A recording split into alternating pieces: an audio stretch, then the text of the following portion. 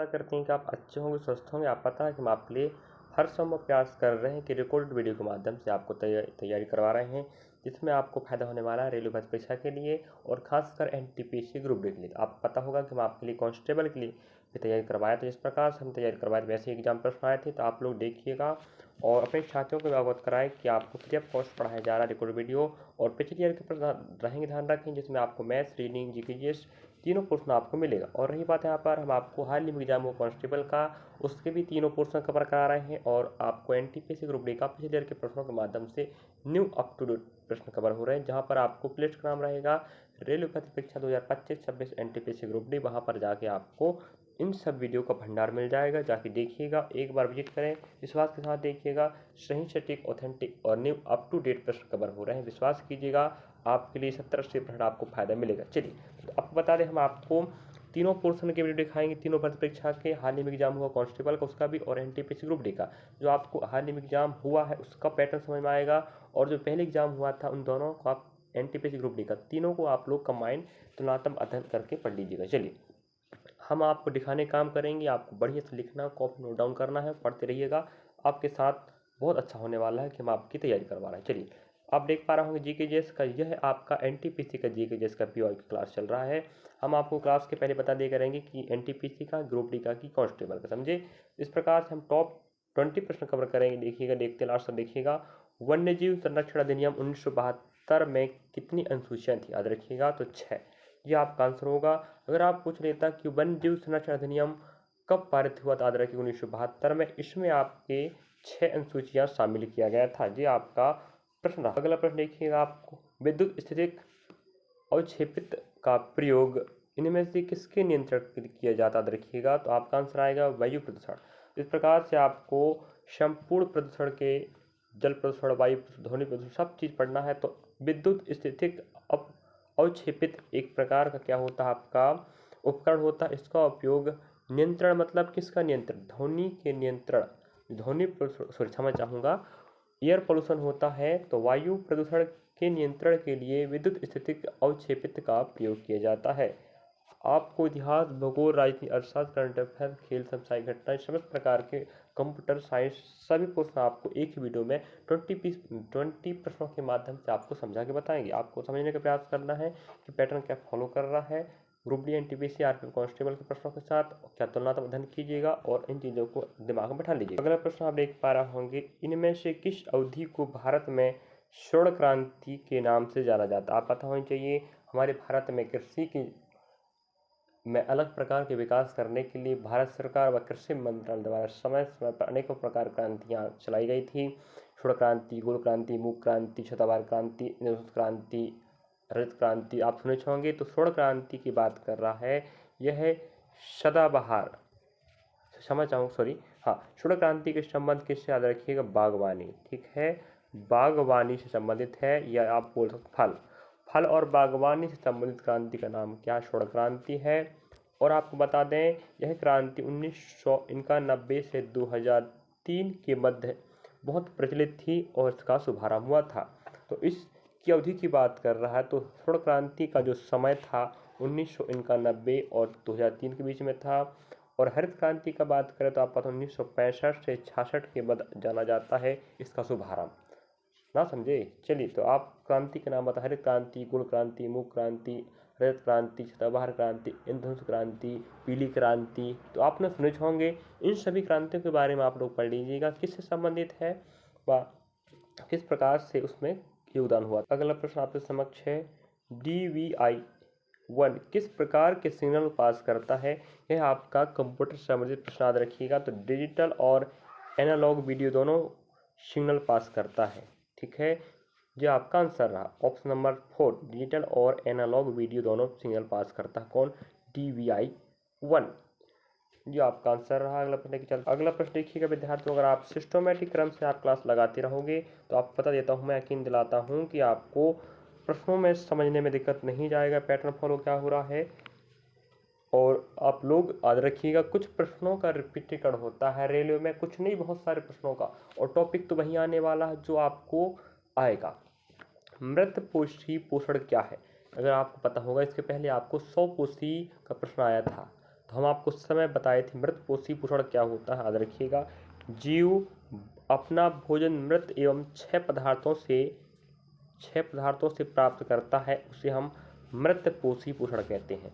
ऐसा पोषण या ऐसा भोजन जो मृत जीव जंतुओं से मिलता है उसे हम मृत पोषी पोषण कहते हैं, और जो जीव इसका उपयोग करेंगे मृत पोषी जीव कहलाएंगे, समझे। तो मृत जीव जंतुओं से या मृत सड़े गले पदार्थों से अपना भोजन प्राप्त करते हैं मृत पोषी जीव कहलाते हैं, और भोजन मृत पोषी पोषण कहलाएगा। इस प्रकार से हमें इसके पहले 100 पोषी का प्रश्न आ चुका। मैं आप बोल रहा था बार बार कि जो प्रश्न एक बार आ गया उससे संबंधित आपको एक्स्ट्रा फैक्ट अपने हिसाब से उठा के पढ़ना है। हम आपको जीके जीएस का प्रश्न दिखाते हैं, थोड़ा थोड़ा फैक्ट बताते हैं, बाकी मैथ रीजनिंग का तो बिल्कुल सही तरीके से आपको हर प्रश्न का समझा के बताते हैं, है कि नहीं। चलिए अगला प्रश्न आप एक पा रहे होंगे। मई 2019 में भारत के रक्षा मंत्री के रूप में किसे नियुक्त किया गया था? तो याद रखना उस समय का केंद्रीय कैबिनेट मंत्रिमंडल का प्रश्न पूछा था, और अभी आप रखें अभी वर्तमान में भी यही आपके कौन है रक्षा मंत्री, कौन? श्री राजनाथ सिंह। तो 2019 लोकसभा चुनाव में जब बीजेपी सरकार बनी थी तो उस समय भी रक्षा मंत्री हमारे राजनाथ सिंह जी थे, और 2024 में जब चुनाव हुआ है इस समय भी इन्हीं को ही रक्षा मंत्री बीजेपी सरकार ने बनाया है। इस प्रकार से आप सोच लीजिएगा, हमें कैबिनेट का प्रश्न भी पूछ रहा और पूछेगा और पूछता रहेगा, आप लोगों को समझने का प्रयास करना। चलिए अगला प्रश्न लेके चलते हैं। रक्षा मंत्री कौन है वर्तमान में? राजनाथ सिंह। और 19 के में भी था प्रश्न, आप देख पा रहे होंगे। यह प्रश्न आपकी अनेकों भर्तियों में, मैं फिर बोल रहा हूँ आपको, हम रेलवे की तैयारी तो करवा ही रहे हैं, लेकिन रेलवे के लिए बस नहीं है आपका मैथ्स का, जीके जीएस का, सभी पोर्शन आपको अगली भर्ती परीक्षा रेलवे की और अदर भर्ती परीक्षा SSC, bank, railway, state level की बात करें, एमपी, बिहार, उत्तर प्रदेश, झारखंड, हरियाणा, महाराष्ट्र, जहाँ की बात करें आपको यही टॉपिक के प्रश्न आने वाले हैं। मीनाक्षी मंदिर कहाँ पर स्थित है? आपको पता होनी चाहिए। इसका प्रश्न आपको अनेकों भर्ती में पूछा जा चुका है यही प्रश्न। तो याद रखें तमिलनाडु के मदुरई में। मदुरई तो आप सुने होंगे, तमिलनाडु के मदुरई में बहुत प्रसिद्ध मंदिर है जिसका नाम क्या? मीनाक्षी। और इस प्रश्न को हमें कई भर्ती परीक्षाओं में पूछा जा चुका है, और आप लोग पढ़ लीजिएगा, आपको मिलेगा एग्जाम में, देखने को। अगला प्रश्न आपके समक्ष है, निम्नलिखित में से कौन सा एक आउटपुट डिवाइस है? हम आप पहले बता चुके हैं कि आउटपुट इनपुट का प्रश्न पूछ चुका है, मेमोरी का प्रश्न पूछ चुका है, और इस प्रकार से आपको अनेक प्रकार के शॉर्टकट की का प्रश्न पूछा चुका है, और आपको वही टॉपिक का प्रश्न अवश्य आगे देखिएगा। तो हमें बोल रहा आउटपुट डिवाइस है जो डाटा को बाहर करता है उसे आउटपुट कहेंगे, जो डाटा को इन करता है या कंप्यूटर के अंदर पहुंचाता है उन्हें हम इनपुट डिवाइस कहते हैं, याद रखिएगा। तो प्रिंटर आप पता होगा जो अंदर की जानकारी जो इस कंप्यूटर कीबोर्ड या माउस के माध्यम से इन करते हैं, और मॉनिटर भी क्या एक आउटपुट डिवाइस है, और प्रिंटर के माध्यम से हम जब प्रिंट बाहर करते हैं तो वो क्या हो गया? आउटपुट हो गया। तो माउस, MICR, OCR सबके सब क्या है आपके इनपुट डिवाइस, याद रखें। बाकी ऑप्शन नंबर पहला आपका आउटपुट डिवाइस है। तो इस प्रकार से हमें ऑप्शन के माध्यम से भी समझना पड़ेगा कि बाकी इनपुट है, बाकी इनपुट एक अकेला क्या है? Output device. जी आपका अगला प्रश्न आप देख पा रहा हूँ, यूराल पर्वत खालिस्तान को अलग करता है। यूराल पर्वत का प्रश्न तो आपको पहले भी पता होगा कि यह बहुत शानदार प्रश्न है, और ज्योग्राफी का एक अंतर्राष्ट्रीय स्तर का प्रश्न है, याद रखिएगा। यूराल पर्वत की बात करें, यूराल पर्वत यह एशिया और यूरोप को अलग करता, याद रखें। तो दो महाद्वीप आपको पता है, एशिया विश्व का सबसे बड़ा महाद्वीप है, तो एशिया और यूरोप को अलग करने वाला पर्वत का नाम क्या है? पूछेगा तो क्या बताएंगे? यूराल।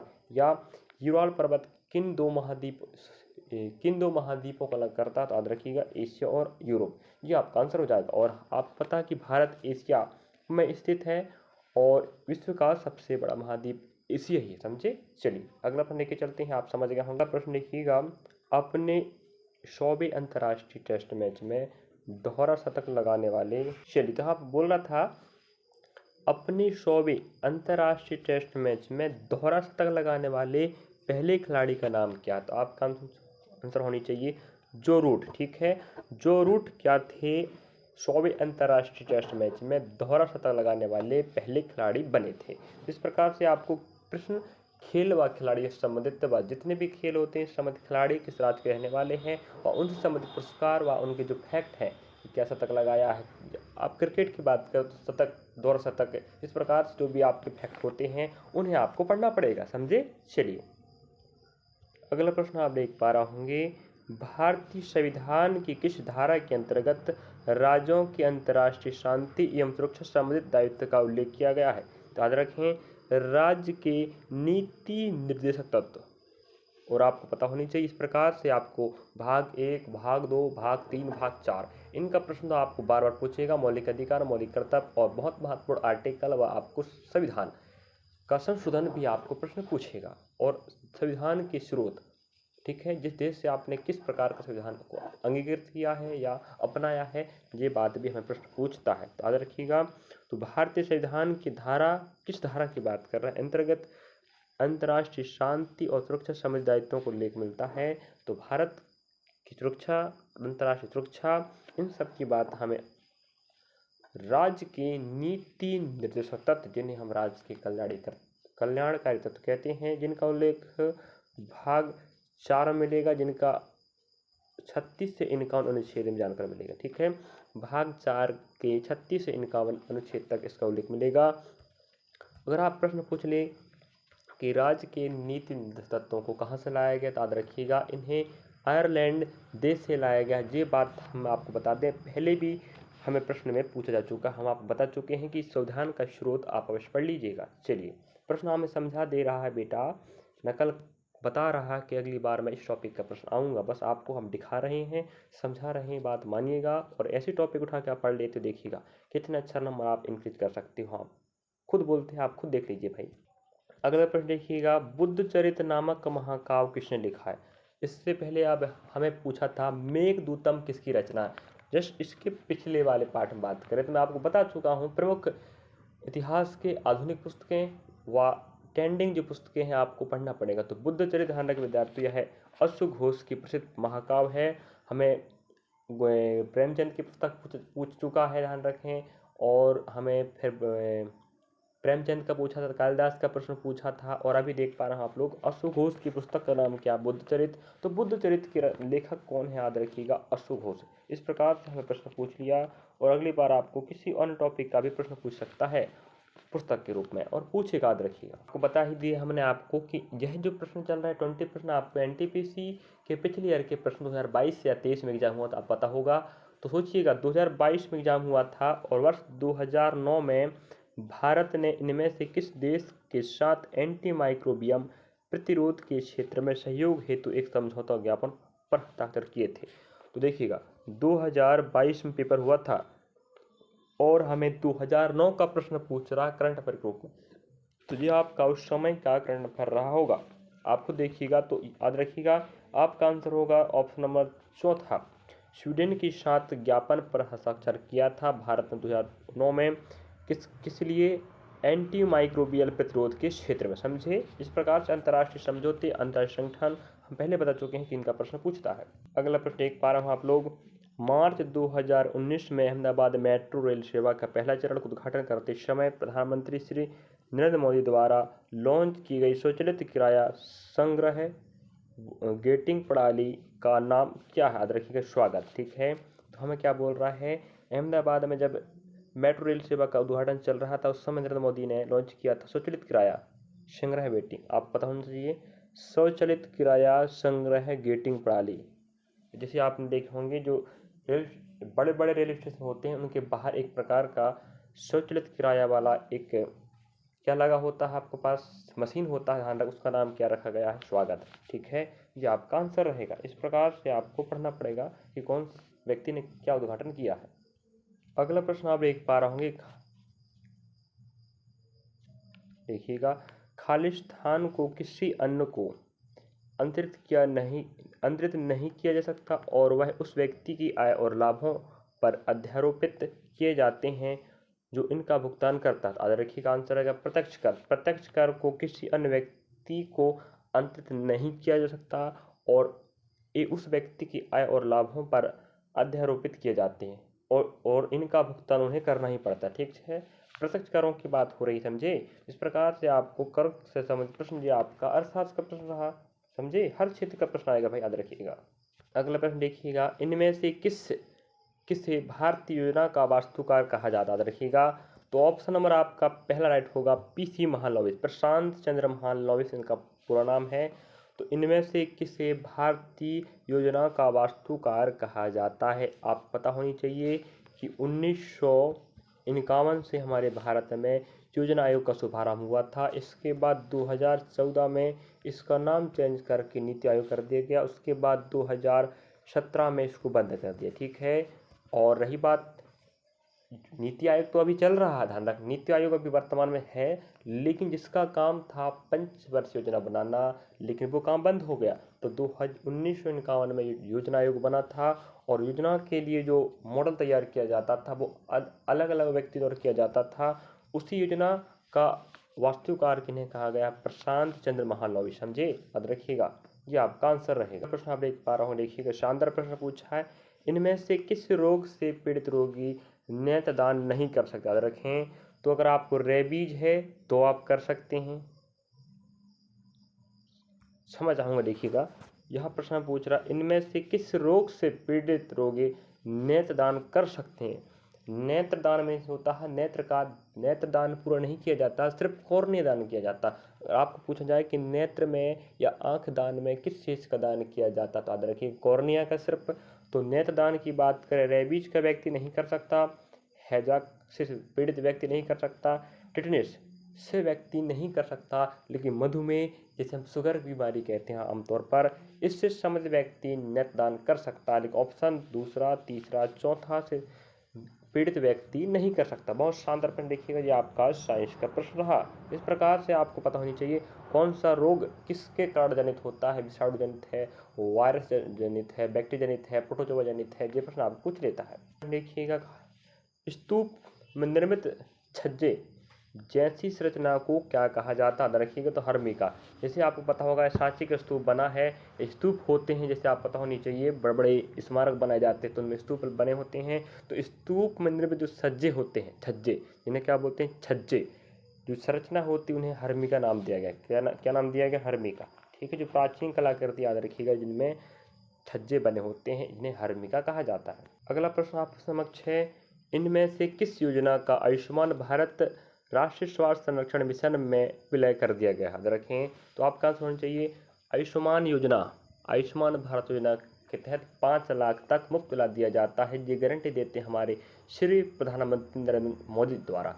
क्या आपने इसका लाभ उठाया है? अगर आपके पास आयुष्मान कार्ड है तो आप लोग इसका लाभ उठा सकते हैं, चाहे प्राइवेट सेक्टर का हॉस्पिटल हो या गवर्नमेंट सेक्टर का, आपको लाभ दिया जाएगा। कहा जाता है, हमने तो उपयोग नहीं किया, आपने किया तो बताइए, क्या 5 लाख का मुफ्त इलाज होता है? ध्यान रखें, तो जिसकी शुरुआत 2012 में हुई थी आयुष्मान भारत योजना की, जिसका उद्देश्य है स्वास्थ्य विभाग में सुधार लाना। और हमें पूछ रहा है, आयुष्मान भारत राष्ट्रीय स्वास्थ्य संरक्षण मिशन में विलय कर दिया गया है। याद रखिएगा, वरिष्ठ नागरिक स्वास्थ्य बीमा योजना को विलय कर दिया, मीन्स होता है मिलाना। क्या होता है? मिलाया। प्रश्न आप देख पा रहा हूँ, साइंस का है, जोंक किस संघ से संबंधित है? आपको पता होगा कि जोंक अगर किसी व्यक्ति को काट ले, समझिए उसका खून पी लेता, याद रखिएगा, तो जोंक एक प्रकार का खूनी कीड़ा है, ध्यान रखें, आप कह सकते हैं, जो खून पीता है मनुष्यों का। अगर आप किसी मनुष्य में अगर पकड़ लिए, समझ जाओ, उसका खून चूस लेगा। तो जोंक किस संघ में संबंधित है? याद रखिएगा, एनेलिडा से, ठीक है। किस में आता है? एनेलिडा में। इस प्रकार से आपको हर प्राणी का संघ पता होना चाहिए, कौन से प्राणी या कौन सा जंतु किस संघ में आता है। ये आपका साइंस का प्रश्न। इस प्रकार से हमने आपके लिए 20% कवर करा चुके। ध्यान रखो विद्यार्थियों, हम आपको मिलेंगे नेक्स्ट पार्ट में। अगर आपको वीडियो अच्छा लगा होगा और आपको प्रश्न समझ में आया होगा कि किस प्रकार के प्रश्न आप एग्जाम आने वाले हैं, हम आपको सिर्फ प्रश्न दिखा रहे हैं और थोड़ा सा एक्स्ट्रा फैक्ट बता देते हैं, जिससे आप लोग समझने का प्रयास कीजिएगा और आपके पास प्रश्नों का भंडार हो सकता है अगर आप हमें कंटिन्यू फॉलो करेंगे तो। और आपको बता दें, ऐसे एग्जाम प्रश्न आएंगे, यही टॉपिक के प्रश्न आएंगे, चिंता ना करें। और विश्वास के साथ पढ़ोगे विद्यार्थी तो आपकी सफलता आपके हाथ होगी। वरना आप लोग अगर संकोच करके पढ़ोगे कि यार आएगा नहीं आएगा, सर क्या पढ़ा रहे नहीं पढ़ा रहे हैं, हम आपको बता दें, मैथ्स का वीडियो हो चाहे रीजनिंग का हो चाहे जीके जीएस का, मेरे विद्यार्थियों मैं आपको क्यों धोखा दूंगा, गलत क्यों पढ़ाऊंगा? आपके लिए तो मेहनत कर रहे हैं हम, और आप हमें सपोर्ट कर रहे हो, तो हमारी जिम्मेदारी है हम आपके लिए सही, सटीक, ऑथेंटिक और न्यू अप टू डेट प्रश्नों के माध्यम से आप कवर कराएं पढ़ाई को। और हम वही काम कर रहे हैं जो हमें लग रहा है कि अगली भर्ती में आपको काम देगा। चलिए मिलेंगे नेक्स्ट पार्ट में। वीडियो अच्छा लगा तो लाइक करेंगे, सब्सक्राइब करें, शेयर करें और उस विद्यार्थी के पास अवश्य करें जो विद्यार्थी पढ़ना चाहता है, आर्थिक रूप से कमजोर है, वो भी पढ़े, आप भी पढ़ें, सब बढ़ें, हम यही तो हमारी इच्छा है। मिलेंगे नेक्स्ट पार्ट में। धन्यवाद आप।